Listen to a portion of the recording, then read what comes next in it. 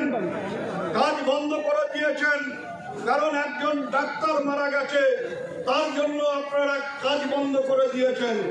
কিন্তু উড়িষ্যায় যে ডাক্তার রোগিণীকে ধর্ষণ করলো তার জন্য আপনাদের বিচার কি?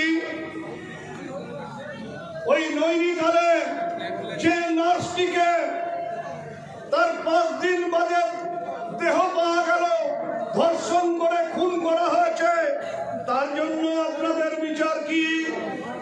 কারণ সে ডাক্তার নয়, সে নার্স, আপনাদের চাইতে কম, তাই তার জন্য আপনাদের কোন রকম বক্তব্য নেই। নারী নারী, মায়ের জাত, তাদের সবার জন্য সমানভাবে আমাদের লড়াই করতে হবে, সংগ্রাম করতে হবে।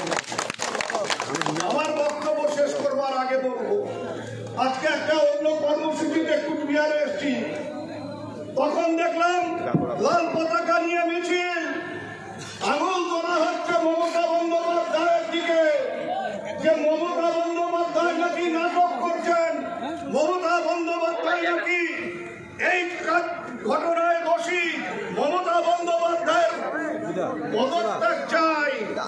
আমি বলবো, আপনারা শূন্যকে একটা সংখ্যায় পরিণত করতে চাইছেন, কিন্তু নানাভাবে চেষ্টা করে যাচ্ছেন শূন্যকে সংখ্যায় পরিণত করা, কিন্তু আপনারা অঙ্কটা জানেন না যে কোন সংখ্যাকেই শূন্য দিয়ে গুণ করলে সেটা আর সংখ্যা থাকে না, সেটা শূন্যই হয়ে যায়। তাই আপনারা যতই চেষ্টা করুন, কোন সংখ্যা তৈরি করতে পারবেন না শূন্য দিয়ে গুণ করে। আমার বক্তব্য, এই ঘটনায় যারা